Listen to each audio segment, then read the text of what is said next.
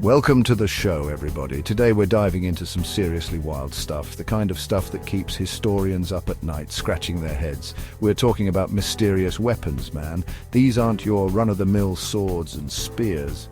These are weapons shrouded in legend, rumored to possess powers beyond our understanding. We're talking about artifacts that could rewrite history if we could just unlock their secrets. Get ready to have your mind blown, because some of this stuff is straight out of a movie, but it's real, man. Or at least the legends are real, and who knows, maybe the truth is even weirder.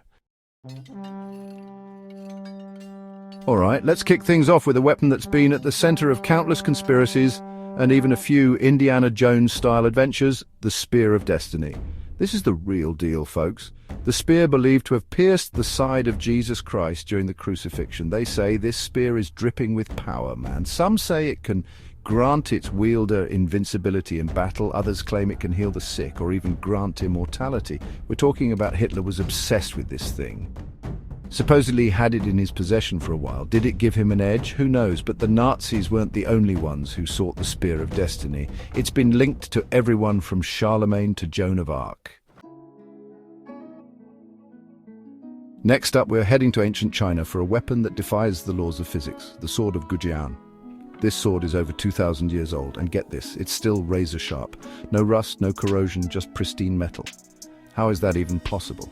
Modern metallurgists are baffled. The craftsmanship is unbelievable. They didn't have the technology to make something like this back then, at least not according to conventional wisdom. Some say the sword was forged with the help of extraterrestrial beings. I mean, why not, right? It's a theory as good as any. Others believe it was created using long-lost techniques that we can only dream of replicating today. Whatever the explanation, the Sword of Gujian is a testament to the ingenuity of our ancestors.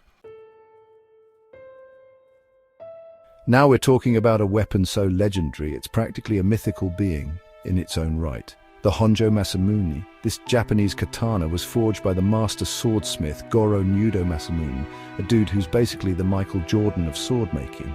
Legend has it that Masamune's swords were so sharp they could cut through anything. They say he tested his blades by holding them in a stream and watching as fallen leaves were effortlessly sliced in half as they floated by. The Honjo Masamune was considered the pinnacle of his work. It was passed down through generations of shoguns, considered a national treasure of Japan. But then after World War II, it vanished. Poof, gone. Some say it's hidden away in a secret vault just waiting to be rediscovered. Hold on to your helmets, folks, because we're about to enter the Viking Age with a weapon that's straight out of a Norse saga, the Ulfberht sword. These weren't your average Viking blades, man. These were high-tech weapons, forged from a type of steel that was unheard of in Europe at the time. We're talking about Damascus steel-level quality, but centuries before the Crusaders ever laid eyes on the stuff. The Ulfberht swords were so strong and flexible that they were practically unbreakable. They were the envy of every Viking warrior worth his salt. How did they make them? Where did the metal come from? These are questions that still have historians stumped today. Some theories suggest the Vikings traded for the steel with civilizations in the Middle East, but the truth remains elusive.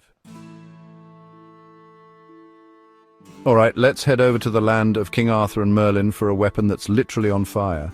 The Dyrnwyn, the sword of the Welsh hero Rhydderch Hale.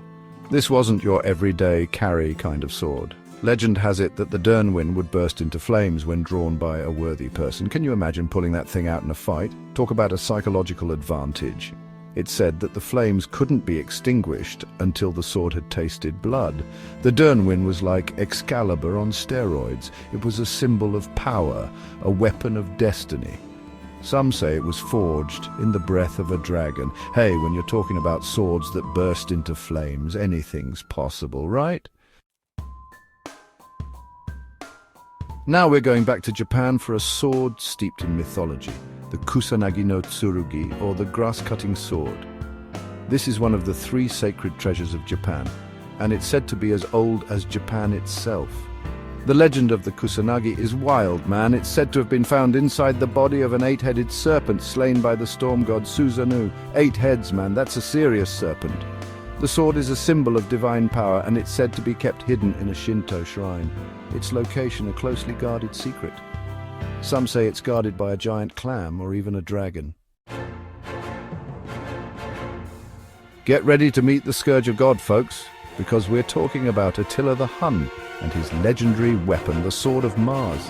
This wasn't just any sword, man. Attila claimed it was given to him by the god of war himself. Talk about a power move. The sword was said to be imbued with the strength of the gods, making Attila practically invincible in battle. He carved a path of destruction across Europe with this thing. Historians still debate whether the sword was real or just a clever piece of propaganda, but there's no denying the impact it had on Attila's reign of terror. Next up, we're diving into the dark side of Japanese swordsmanship with the Muramasa blades. These swords were legendary, but not in a good way. They were said to be cursed, man. The story goes that the swordsmith who forged them, Muramasa Sengo, was so obsessed with creating perfect weapons that he poured his rage and bloodlust into every blade. As a result, the Muramasa swords were incredibly sharp and deadly, but they were also said to be possessed by a bloodthirsty spirit. They say the swords could drive their wielders to madness, making them commit unspeakable acts of violence. Some even whispered that the swords could control their owners, forcing them to kill even against their will. Now we're talking about a weapon that's sacred to millions around the world, the Zulfikar, the legendary sword of Ali, the cousin and son-in-law of the Prophet Muhammad. This wasn't your typical sword. It had a distinctive split blade, making it instantly recognizable. The Zulfikar is a symbol of courage, justice, and faith. Legend has it that Ali was such a badass warrior that he could split a man in half with a single blow from the Zulfikar. They say he once used it to deflect an arrow that was about to strike the Prophet Muhammad. The Zulfikar is a powerful symbol of Islamic history and tradition. And finally, we're ending our journey with a weapon that's central to Christian history, the sword of St. Peter. This is the sword that, according to the Bible, Peter used to cut off the ear of a servant during the arrest of Jesus. They say the sword was brought to Rome and became a relic, venerated by Christians for centuries. Some historians believe the sword currently housed in the Archbasilica of St. John Lateran in Rome is the actual sword of St. Peter. Whether it's truly the biblical weapon or not, the sword of St. Peter is a tangible link to one of the most pivotal moments in Christian history. That's it for today, folks.